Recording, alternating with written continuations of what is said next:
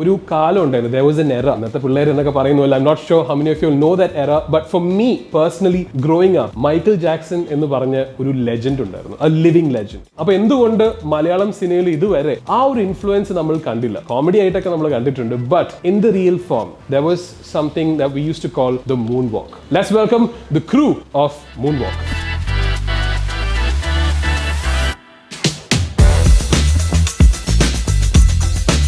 Audition വഴി തന്നെയാണ് ഞങ്ങൾ എല്ലാവരും തന്നെ വന്നത്, കയറിയത്. ഒരു 3 months ഓഫ് ട്രെയിനിങ് സെഷൻ ഉണ്ടായിരുന്നു. അപ്പോൾ ഞങ്ങൾക്ക് അതിൽ ലാംഗ്വേജ് ട്രെയിനിങ് ഉണ്ടായിരുന്നു, ആക്ടിങ്, പിന്നെ ഡാൻസ് പരിപാടികൾ. കാരണം ഒരു പുതിയ way of pattern of dancing, പുതിയ സ്റ്റൈലായിരുന്നു ഞങ്ങൾക്ക് എല്ലാവർക്കും. അപ്പോൾ അതിൻ്റെ ഒരു ട്രെയിനിങ് സെഷൻസ് ഒക്കെ 3 months കഴിഞ്ഞു.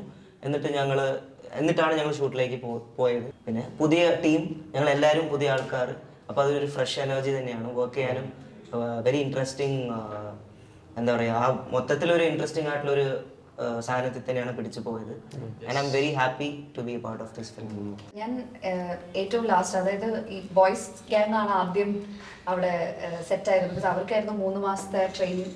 അവർക്കാണ് ഡാൻസ് ചെയ്യാനുള്ളത്. അതുപോലെ ഇപ്പം സ്ലാങ് ആക്സെന്റ് ട്രെയിനിങ് ഒക്കെ വരുന്നത് അവർക്കാണ്. അപ്പം ഇവർ ഓൾറെഡി ഒരു 3 മാസമായിട്ട് അവിടെ ഒന്ന് സെറ്റായി ആ ഫ്രണ്ട്ഷിപ്പ് ഒക്കെ ക്രിയേറ്റ് ചെയ്ത് ഒക്കെ നിൽക്കുന്നതിൻ്റെ ഇടയിലേക്കാണ് ഞാൻ, അല്ലെങ്കിൽ ഞങ്ങളുടെ 2-3 ഗേൾസ് വരുന്നത്, നായികമാരുടെ എൻട്രി. ഞാനിതിൽ നായികയല്ല, പക്ഷെ ഞാൻ ഒരു ഫീമെയിൽ ക്യാരക്ടർ റോളാണ് ചെയ്യുന്നത്.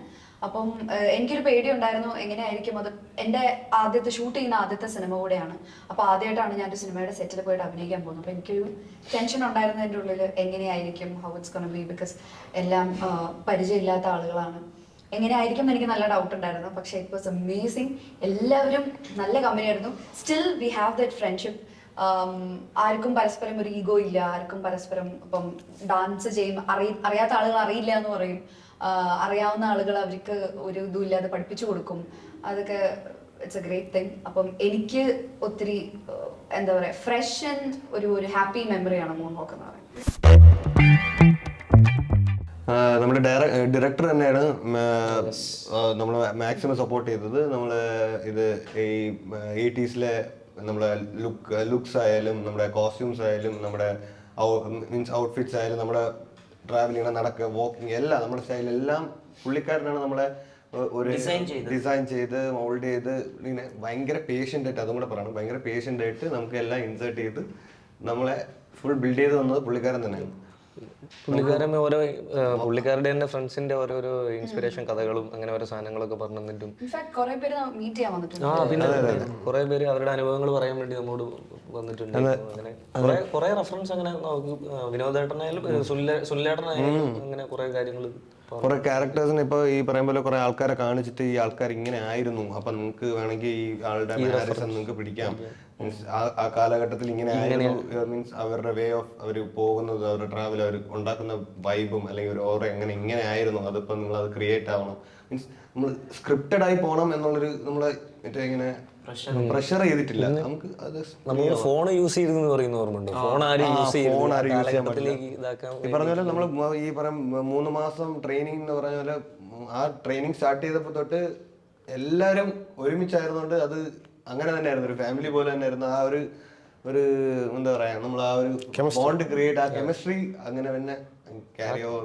ആ കണക്ഷൻ അതിന് ഭയങ്കര ഉപകാരപ്പെട്ടിട്ടുണ്ട്. ഫോൺ അധികം യൂസ് ചെയ്തില്ല. യൂസ് ചെയ്യാൻ തോന്നിയ സമയത്ത് റേഞ്ച് ഉണ്ടായിരുന്നില്ല. ഇഷ്ടം തോന്നി, അത്ര തന്നെ. അത് ശരിക്കും തോന്നി, അതൊരു ഡിഫറെന്റ് വേ ഓഫ് ഇപ്പൊ ഈ പറയും പോലെ മറ്റേ ഫോണ് അത് ഇതൊന്നും ഇല്ല, ഫുൾ മാറ്റി വെച്ച് നമ്മൾ എല്ലാത്തിലും എൻഗേജ് ആയിരിക്കും.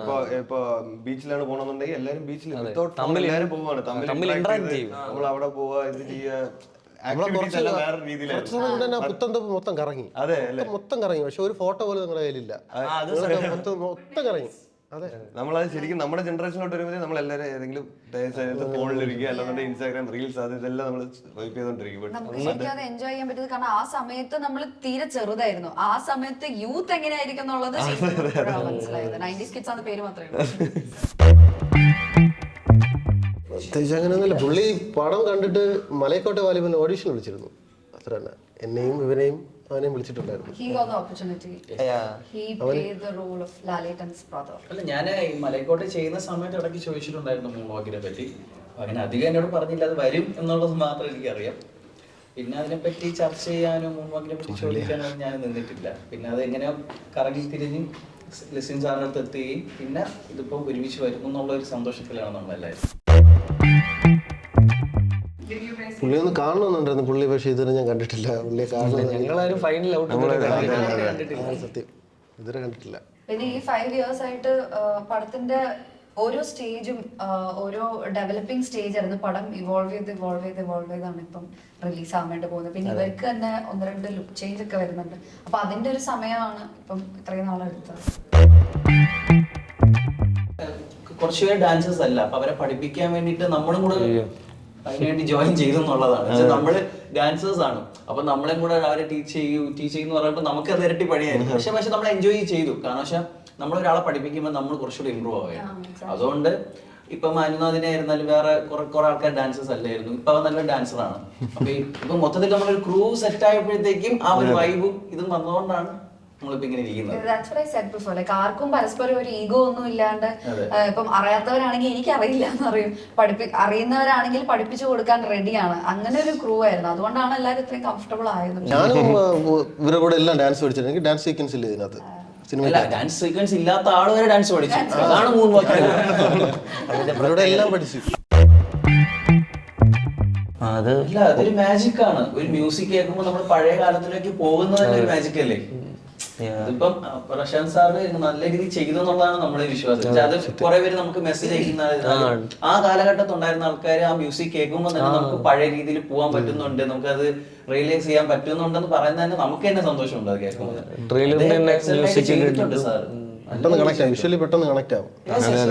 ഓക്കിനാക്കാലം അത് അതിൽ ലിറിക്സും മ്യൂസിക്, അത് ഒരു ബാക്ക് ടു 80s 90s പോകുന്ന ഒരു പാറ്റേൺ. വിഷ്വൽ ആയാലും നമ്മുടെ DOP സർ അൻസറിക്ക has done a very beautiful job. അതെ അതെ. I have no idea.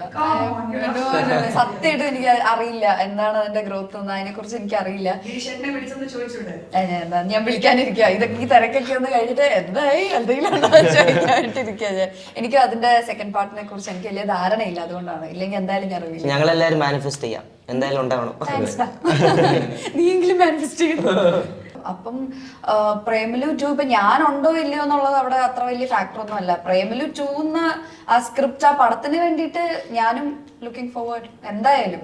കാരണം കോമഡി പിന്നെ റൊമാൻസ് ഒക്കെ ഉണ്ടായിരുന്ന ഒരു പടമാണ്. ഭയങ്കര ലൈറ്റ് ഹാർട്ടഡ് ആയിട്ടുള്ള ഒരു മൂവി ആയിരുന്നു. അപ്പൊ എന്തായാലും കാണാൻ ഞാനും വെയിറ്റിംഗ് ആണ്. പിന്നെ ഗിരീഷന്റെ സെറ്റിൽ ഉണ്ടായിരുന്നത് കൊണ്ട് ഹൗ ഡസ് ഇറ്റ് വർക്ക് എന്നുള്ള പരിപാടി എനിക്കറിയാം. അപ്പം മൂപ്പര് ഭയങ്കര എല്ലാരെയും അഴിച്ചു വിട്ടേക്കും. ആക്ടേഴ്സിനെയൊക്കെ ഇഷ്ടമുള്ളത് ചെയ്തോ, കുറച്ച് ഓവറായപ്പോ പുള്ളി പറയും അത്രയും പോണ്ട പോരെ എന്ന് പറയും.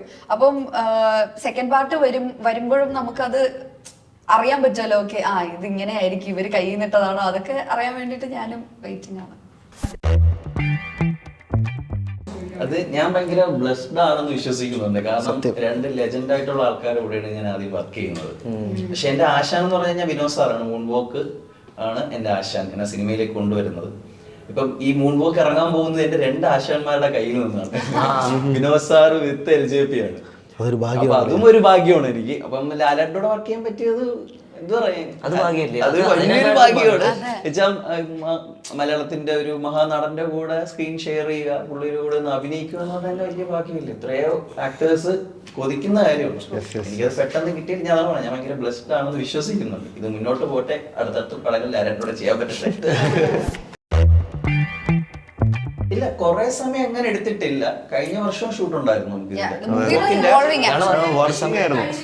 ഓ അങ്ങനെയാണ്.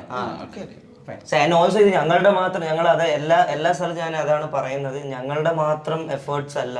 ഇതിന് പുറകില് എത്രയോ പേരുണ്ട്. ആർട്ട് വർക്ക് ചെയ്ത ചേട്ടന്മാര്. ആർട്ട് വർക്ക് എടുത്തു പറയേണ്ട ഒരു കാര്യമാണ്. നമ്മൾ ശരിക്കും എല്ലാം പടത്തിന്റെ തുടക്കം മുതൽ അവസാനം വരെ നല്ല ഗംഭീര ആർട്ട് വർക്ക് ആണ്. കാരണം ഈ പഴയകാല സ്റ്റേജ് അത് ഭയങ്കരമായിട്ട് വർക്ക് ചെയ്യണം എന്ന് പറഞ്ഞാൽ നിസ്സാര പരിപാടിയല്ല അത്. കോസ്റ്റ്യൂംസ് ആണെങ്കിലും എല്ലാത്തിലും, അതായത് ഓരോ മൈന്യൂട്ട് സാധനത്തിലും ആർട്ട് വർക്ക് നല്ല ഗംഭീരമായിട്ട്. വീട്ടിലെ ഫർണിച്ചർ, TV എല്ലാം. ബസ് വാങ്ങി, മില്ലിലെ സീക്വൻസ് ആയിരുന്നു എനിക്ക്. മില്ലിലെ മെഷീൻസ് ഒക്കെ അവർ ഉണ്ടാക്കി വെച്ചിട്ട് ഞാൻ കണ്ട ഇത് ഒറിജിനൽ അല്ലേ എന്ന് വരെ തോന്നി. ഇങ്ങനെയൊക്കെ എടുത്തോണ്ടാണ് പോണം വിഷയം. അത്രയ്ക്ക് പക്കയായിട്ട് അവർ എല്ലാവരുടെയും കൂടെ ഇല്ല അത് പഴയ ആന്റിക് പീസ് നോക്കി. കോസ്റ്റ്യൂമിൽ നിന്ന് കൊണ്ടുപോയിട്ടുണ്ട്, അല്ലാതെ Costume കൊണ്ടുവരുന്നില്ല.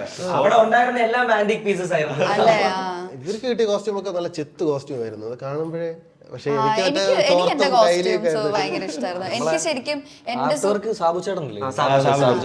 എനിക്ക് ശരിക്കും എന്റെ സൂര്യപുത്രിക്ക് സിനിമയിൽ അമല മാം ഇട്ട പോലത്തെ സ്കേർട്ടും എനിക്ക് ആ സിനിമ കാണുമ്പോൾ ഹായ് നല്ല സ്കേർട്ടും തോന്നുമായിരുന്നു. എനിക്ക് അങ്ങനത്തെ കോസ്റ്റ്യൂംസ് ആയിട്ടായിരുന്നു. ഞാൻ ഹാപ്പി ആയിരുന്നു. ആ ഒരു കാലഘട്ടത്തിലേക്ക് പോകാൻ പറ്റിയത് കൊണ്ട് കുറേ കാര്യങ്ങള് അതെ. ഈ ഒരു കാലഘട്ടത്തിന്റെ ഒരു സക്സസ് ആവട്ടെ. മുൻപോട്ട് thank you so much guys. Thank you. Thank you for having us all here. Thank you. Thank you. Thank you.